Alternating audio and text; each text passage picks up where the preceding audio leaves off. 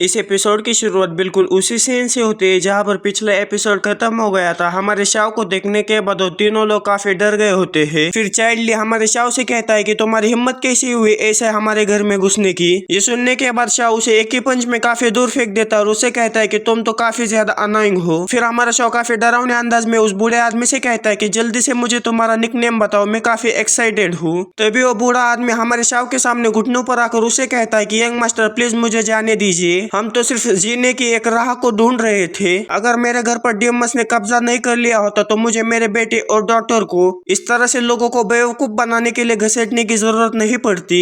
ये सुनने के बाद शाह उस बूढ़े आदमी से कहते हैं कि क्या डीएमएस ने कब्जा कर लिया, तुम कुछ भी बकवास कर रहे हो। जो ह्यूमन टेरिटरीज होती है वो हेवीली गार्डेड होती है, जिसकी वजह से डीमन इनके ऊपर कब्जा नहीं कर सकता। क्या तुम्हें सच में ऐसा लगता है कि मैं एक पागल इंसान हूँ? तभी वो लड़की कांपते हुए शाह से कहती है कि यंग मास्टर जो कुछ भी मेरे पिताजी ने कहा वो बिल्कुल सही कहा। हम लोग ओरिजिनली यानियन सिटी से है, जो कि यहाँ पर से 1000 किलोमीटर दूर है, लेकिन आधे साल पहले डेमन उल्फ ने यानियन सिटी के ऊपर हमला कर उसके ऊपर कब्जा कर लिया। उस हमले में काफी सारे सोल्जर्स मारे गए और काफी सारों को काफी ज्यादा चोट लग गई। हमने वहाँ पर से दूर भाग जाने में काफी ज्यादा एफर्ट्स लगाए। ये सुनने के बाद शाह अपने मन में कहता है कि ऐसा लगता है कि ये जो कुछ भी कह रही है वो झूठ नहीं है। फिर शाह गहरी सी सांस छोड़ते हुए उस लड़की से कहता है कि इसे भूल जाओ, तुम्हें और ज्यादा कुछ कहने की जरूरत नहीं है, बस मैंने तुम्हें जो 500 गोल्ड कॉइन दिए थे उसे मुझे वापस दे दो। ये सुनने के बाद वो बूढ़ा आदमी अपने पास एक स्टोरेज लिंक निकाल कर उसे शाव को दे देता है। तभी वहाँ पर वांगली नाम का एक आदमी आता है जो कि उस बूढ़े आदमी से कहता है कि फाइनली मैंने तुम्हें ढूंढ लिया।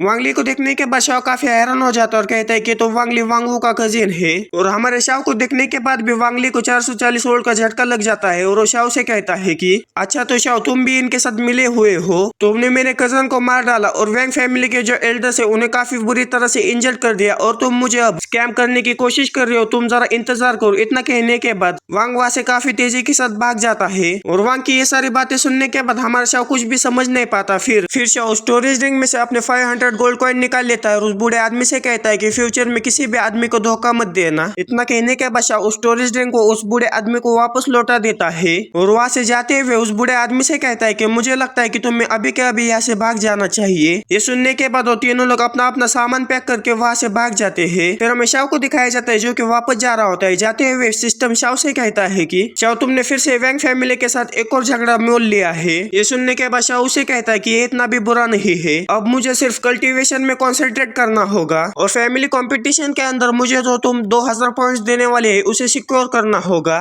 फैमिली कंपटीशन का नाम सुनने के बाद सिस्टम काफी एक्साइटेड हो जाता है और कहता है कि फाइटिंग। फिर हमें सीधा 2 महीने बाद का सीन दिखाया जाता है जहाँ पर ये फैमिली के सारे डिसाइपल्स अरेना की तरफ जा रहे होते हैं और उन्हीं सारे डिसाइपल्स के बीच में हमें उन्हीं तीनों डिसाइपल्स को दिखाया जाता है जो कि हमें बार बार दिखाई देते हैं। उनमें से बीच वाला डिसाइपल कहता है कि और जितना मेरा पैसा है वो सारा का सारा पैसा मैं एजीयू के ऊपर लगाने वाला हूँ। ये सुनने के बाद वो पिंक पालो वाला डिसाइपल उस डिसाइपल से कहता है कि मैं सारा पैसा शाव के ऊपर लगाने वाला हूँ। फिर हमें ए फैमिली के मार्शल अरेना का सीन दिखाया जाता है जहाँ पर हमारे लीडर और बाकी सारे एल्डर्स और सारे डिसाइपल्स एक जगह पर इकट्ठा हो गए होते हैं। तभी हमें किंग वन और एजी को दिखाया जाता है जहाँ पर किंग वन एजी से कहती है कि आज मैं तुम्हें जरूरी हरा दूंगी। ये सुनने के बाद एजी किंग वन से कहता है कि किंग वन तुम अब भी मुझसे बहुत ज्यादा खराब हो और इस पूरी ए फैमिली में सिर्फ एक ही मेरे अपोनेंट बनने के काबिल है। ये सुनने के बाद किंग वन काफी गुस्सा हो जाती है और अपने मन में उसे गाली देते हुए उसे कहती है कि तुम तो काफी ज्यादा एरोगेंट हो। तभी उन सारे डिसाइपल्स में से एक डिसाइपल चिल्लाते हुए कहता है कि जरा उधर देखो, ये तो शाव है।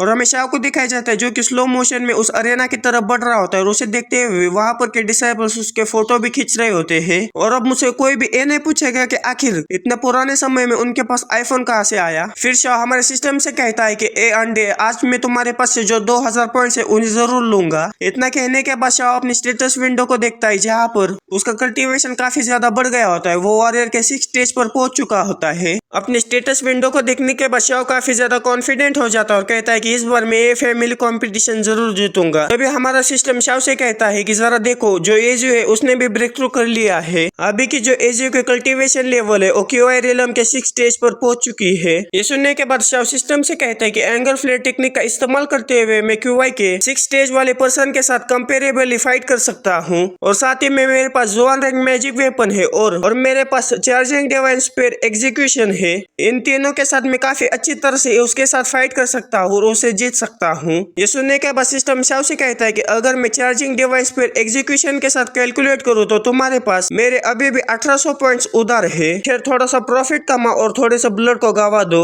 ये सुनने के बाद शाओ एक अजीब सा चेहरा बनाते हुए सिस्टम की तरफ देखते हुए उसे कहता है कि तुम तो एक ब्लड सकर हो। और हमारे शाओ को देखने के बाद इजू अपने मन में कहता है कि ऐसा लगता है कि वो और भी ज्यादा स्ट्रॉन्ग बन चुका है, लेकिन वो कितना भी ज्यादा स्ट्रॉन्ग बन जाए जीतूंगा तो मैं ही। तभी हमारे लीडर खड़े होते हुए कहते हैं कि आज इनर डिसाइपल सिलेक्शन कंपटीशन है, इसलिए मैं आशा रखता हूँ कि आप अपना बेस्ट देंगे। तभी ग्रैंड एल्डर बीच में बोलते हुए कहते हैं कि आज कंपटीशन के अंदर कोई भी किसी को मार नहीं सकता और अगर कोई किसी रूल को वायलेशन करता है तो जो ए फैमिली के रूल्स है उसके हिसाब से उसे सजा दी जाएगी। ये सुनने के बाद सारे डिसाइपल्स काफी एक्साइटेड हो जाते हैं और लीडर मनी मन में ग्रैंड एल्डर को गाली देते हुए उसे कहते हैं कि उस कुत्ते ने मेरे सारे लाइंस को चुरा लिया। और ग्रैंड एल्डर हमारे लीडर की तरफ देखते हुए सिर्फ मुस्कुराता है। फिर ग्रैंड एल्डर आगे कहते हैं कि जो कंपटीशन के रूल्स है मैं अभी उसे अनाउंस करने वाला हूँ। तभी हमारा शो आगे बढ़ते हुए ग्रैंड एल्डर से कहता है कि ग्रैंड एल्डर आखिर इतनी चिंता करने की क्यों जरूरत है। फिर हमारा शो अरेना में चला जाता है। फिर वो एजू की तरफ देखते हुए उसे कहता है कि चलो फाइट करते हैं। ये सुनने के बाद वहाँ पर के सारे डिसाइपल्स काफी हैरान हो जाते हैं और जो लीडर है वो गुस्सा करते हुए मनी मन में हमारे शाओ से कहते हैं कि शाओ तुम तो कुछ ज्यादा ही एरोगेंट बन रहे हो। और ये सब देखकर ग्रैंड एल्डर जो है वो काफी जोर जोर से हंसने लगते हैं। फिर ग्रैंड एल्डर काफी डरावने अंदाज में हमारे शाओ से कहते हैं कि शाओ आखिर तुम्हें पता है ना तुम किस बारे में बात कर रहे हो। जो ए फैमिली के डिसाइपल्स है वो जो कहते हैं उसे पूरा करना ही होगा और अब तुमने जो कहा है उसे तुम्हें पूरा करना होगा, तुम अपने वर्ड से पीछे नहीं हट सकते। ये सुनने के बाद शाओ ग्रैंड एल्डर से कहता है कि क्या पीछे हटना ये वर्ड मेरी डिक्शनरी में एग्जिस्ट ही नहीं करता, जो मैंने एक बार कह दिया वो कह दिया। ये सुनने के बाद जो लीडर है वो चिल्लाते हुए शाओ से कहते हैं कि शाओ चुप हो जाओ। और शाओ की इस तरह के एरोगेंट भरी बातें सुनने के बाद वहाँ पर के डिसाइपल्स काफी गुस्सा हो जाते हैं और शाओ के ऊपर चिल्लाते हुए उसे कहते हैं कि शाओ तुम तो काफी ज्यादा एरोगेंट हो,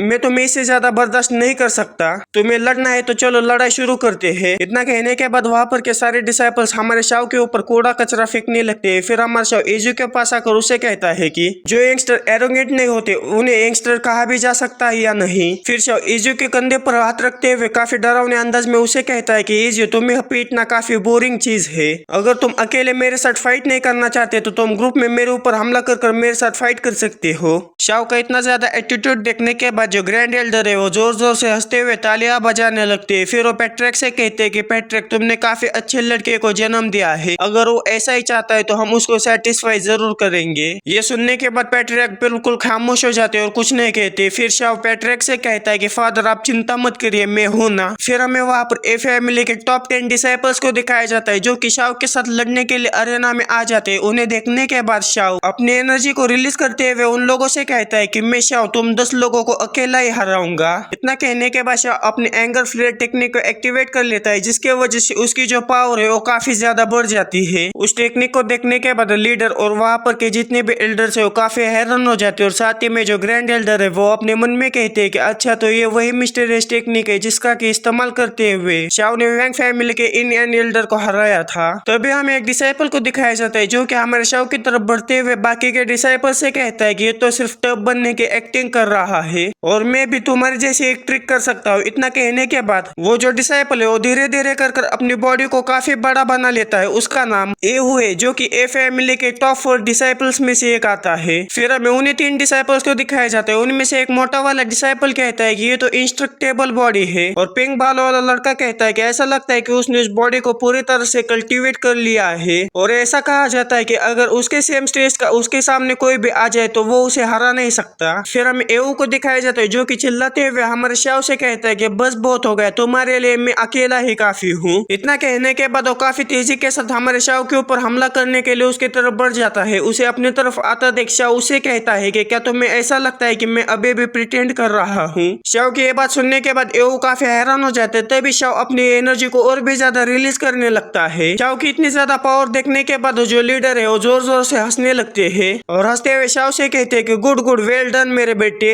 और हमें ग्रैंड एल्डर को दिखाया जाता है जो कि हमारे शाओ के पावर देखने के बाद काफी हैरान हो गया होता है और अपने मन में कहता है कि उसने इस मिस्टीरियस टेक्निक का इस्तेमाल करते हुए वैंग फैमिली के 2 एल्डर्स को हरा दिया, इसलिए मुझे मिस्टीरियस टेक्निक जरूर हासिल करनी होगी। फिर हमें स्टेज का सीन दिखाया जाता है जहाँ पर शाओ की इतनी ज्यादा एनर्जी रिलीज करने की वजह से वहाँ पर चारों तरफ धुआं धुआं हो जाता है। धुआं हटने के बाद वहाँ पर के सारे डिसाइपल्स अपने आप को संभालने लगते होते हैं तभी एक डिसाइपल चिल्लाते हुए कहता है कि मेरे बाल किधर गए। तभी उनमें से एक डिसाइपल खड़ा होता हुआ उन सारे डिसाइपल से कहता है कि जरा स्टेज की तरफ देखो। हमें स्टेज के ऊपर का सीन दिखाया जाता है जहाँ पर धुएं के वजह से ठीक से कुछ दिखाई नहीं दे रहा, लेकिन वहाँ पर के डिसाइपल कहते हैं कि उन दोनों में से कोई भी नीचे नहीं गिरा। और दूसरा डिसाइपल कहता है कि जैसे कि हमने शाओ के बारे में सुना था वो इतना भी अच्छा नहीं है, लेकिन तभी जो एऊ है वो नीचे गिर जाता है और बेहोश होते हुए शाओ से कहता है कि तुम एबनॉर्मल हो।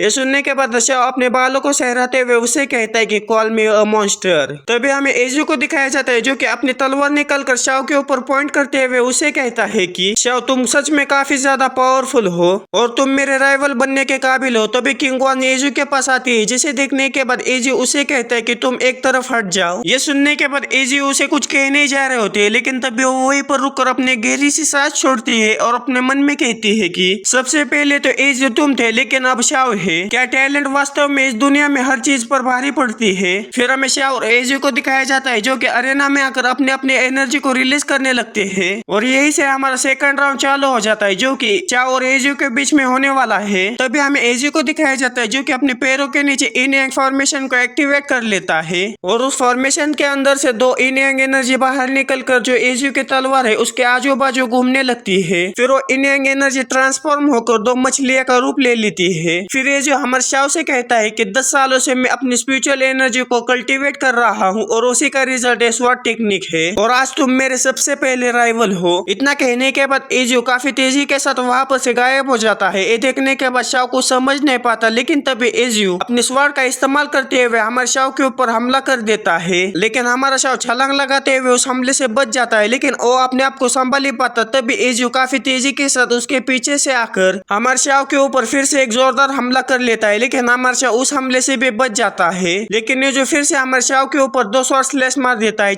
उस स्वॉर्ड स्लैश को देखने के बाद हमारा शाओ अपने हाथों से उस स्वॉर्ड स्लैश को रोक लेता है और अपनी स्वॉर्ड डिवॉर्मिंग टेक्निक को एक्टिवेट कर लेता है, जिसकी वजह से वो जो स्वॉर्ड स्लैश थी उसे पूरी तरह से हमारा शाओ अपने अंदर एब्जॉर्ब कर लेता है। जिसे देखने के बाद एजू को ये पता लगने में ज्यादा समय नहीं लगता कि हमारे शाओ के पास ऐसी टेक्निक है जो कि किसी की भी स्वॉर्ड केओआई को अपने अंदर एब्जॉर्ब कर सकती है। ये देखने के बाद ये जो काफी तेजी के साथ हमारे शाओ के ऊपर हमला करने के लिए उसकी तरफ बढ़ जाता है और उसके ऊपर अपनी तलवार से हमला कर भी देता है, लेकिन हमारा शाओ नीचे झुकते हुए उसके हमले से बचने की कोशिश करने लगता है। लेकिन जो एजू का हमला है वो हमारे शाओ के गालों को छू कर निकल जाता है, जिसके वजह से हमारे शाओ के गालों के ऊपर एक छोटा सा कट लग जाता है। फिर शाओ अपने आप को संभालते हुए अपने हाथों में एनर्जी इकट्ठा करने लगता है। शाओ इसके आगे कुछ कर नहीं पाता, तभी एजू काफी तेजी के साथ उसके ऊपर सबसे पहले तलवार से हमला करता है, फिर उसके सीने के ऊपर लात मारकर उसे काफी दूर उड़ा देता है। लेकिन शाओ किसी तरह से अपने आप को संभाल लेता है, लेकिन तभी एजू काफी तेजी के साथ उसके पीछे आकर उसे कहता है कि एजू अब सब कुछ खत्म हो गया है। ये सुनने के बाद शाओ मुस्कुराते हुए उसे कहता है कि मुझे ऐसा नहीं लगता। इतना कहने के बाद शाओ अपनी स्टोरेज रैंक का इस्तेमाल करते हुए उसके अंदर से उसी स्पेयर को बाहर निकाल लेता है और हमारा शाओ स्पेयर का इस्तेमाल करते हुए एजू के ऊपर हमला कर देता है। अचानक से हुए हमले को देखकर एजू काफी हैरान हो जाता है, लेकिन वो भी अपने तलवार सामने लाते हुए शाओ के हमले को रोक लेता है। लेकिन जब एजू अपनी तलवार की तरफ देखता है तो जहाँ पर शाओ का हमला लगा होता है वहाँ पर से उसकी तलवार टूट जाती है। ये देखने के बाद एजू काफी हैरान हो जाता है और कहता है कि ये तो जोआन रैंक का वेपन है।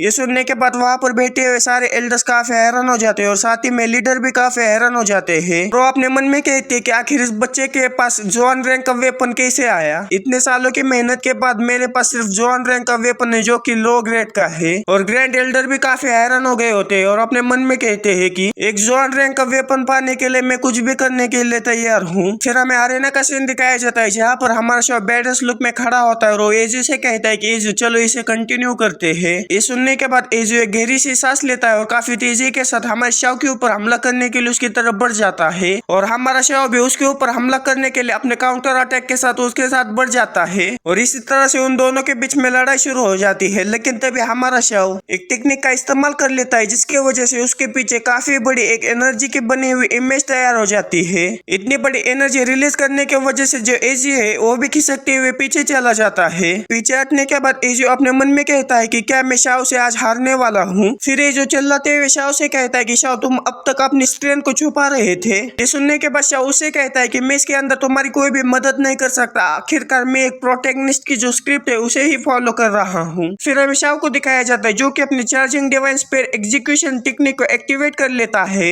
उस टेक्निक को एक्टिवेट करने के बाद शाओ एजू से कहता है कि सिर्फ यही स्ट्राइक डिटरमाइन डिटरमाइन करेगी कि आखिर इस कंपटीशन का विनर कौन है। इतना कहने के बाद शाओ काफी तेजी के साथ तेजी के ऊपर हमला करने के लिए उसकी तरफ बढ़ जाता है। वो इतने तेजी के साथ चला जाता है कि उसके नीचे जो जमीन होती है वो भी शैटर हो जाती है। उसके छोटे छोटे कंकर उड़कर पीछे जो डिसाइपल बैठे हैं उनके ऊपर गिर जाते हैं। और शाओ की इतनी पावरफुल टेक्निक देखने के बाद जो लीडर और जो ग्रैंड एल्डर है वो काफी हैरान हो जाते हैं और अपने मन में कहते हैं कि आखिर ये बच्चे ने इस टेक्निक को कहाँ पर से सीखा। फिर हमें आरेना का सीन दिखाया जाता है जहाँ पर शाओ और रेजू एक जगह पर खड़े होते हैं। फिर शाओ अपने भाले को घुमाते हुए अपने कंधे पर रखता है, जोर जोर से हंसते हुए कहता है कि क्या कोई है जो कि मुझसे कहेगा कि तुम इसके बिल्कुल भी काबिल नहीं हो। ये सुनने के बाद वहाँ पर के डिसाइपल्स जोर जोर से हमारे शाओ का नाम चिल्लाने लगते हैं और हमारे शाओ की जीत देखने के बाद जो लीडर है वो भी काफी खुश हो जाते हैं और मुस्कुराते हुए वहाँ पर के एल्डर से कहते हैं कि आप मेरे बेटे के परफॉर्मेंस के बारे में क्या सोचते हैं। अनाउंसमेंट करना काफी अच्छी चीज है, इसलिए जो अनाउंसमेंट की जिम्मेदारी है वो मैं ग्रैंड एल्डर को सौंप देता हूँ। लेकिन हमारे शाओ की जीत की वजह से जो एल्डर्स और जो ग्रैंड एल्डर है उनकी पहले से जल चुकी होती है, जिसकी वजह से ग्रैंड एल्डर वहाँ से उठकर जाने लगते हैं। ये देखने के बाद लीडर उसे कहते हैं कि ऐसा लगता है कि ग्रैंड एल्डर अनाउंसमेंट करने के लिए तैयार नहीं है, कोई बात नहीं, मैं ही अनाउंसमेंट कर दूंगा। फिर लीडर चिल्लाते हुए कहते हैं कि मैं अनाउंसमेंट करता हूँ कि जो शाओ है वो फैमिली कंपटीशन का चैंपियन है। ये सुनने के बाद शाओ तो खुशी से फूल जाता है। तभी सिस्टम शाओ के पास आकर उसे कहता है कि कांग्रेचुलेशन, तुमने मिशन को कंप्लीट कर लिया है और तुम्हें मिशन के रूप में कुछ पॉइंट्स को दिया जाएगा। इतना कहने के बाद सिस्टम पॉइंट्स को गिनने लगता है और आखिर में सिस्टम हमारे शाओ को 1000 पॉइंट्स दे देता है। ये देखने के बाद शाओ सिस्टम से कहता है कि ये जो पॉइंट्स नंबर है वो मुझे सही नहीं लग रहे। ये सुनने के बाद सिस्टम शाओ से कहता है कि मैंने उसके अंदर से कुछ इंटरेस्ट को बाहर निकाल लिया है। ये सुनने के बाद शाओ काफी गुस्सा हो जाता है और सिस्टम को काफी बुरी गालियां देने लगता है। लेकिन तभी सिस्टम मुस्कुराते हुए शाओ से कहता है कि यहाँ पर एक बिगिनर मिशन है। फिर हमें उस बिगिनर मिशन के बारे में बताया जाता है। और बिगिनर मिशन ये होता है कि तुम्हें जो टेम्पल स्टूडेंट एनरोलमेंट है उसके अंदर सक्सेसफुली इनर डिसाइपल के रूप में पार्टिसिपेट करना होगा और अगर तुम इस मिशन में सक्सेसफुल हो जाते हो तो तुम्हें रैंडमली एक जोन लेवल अल्टीमेट वेपन दिया जाएगा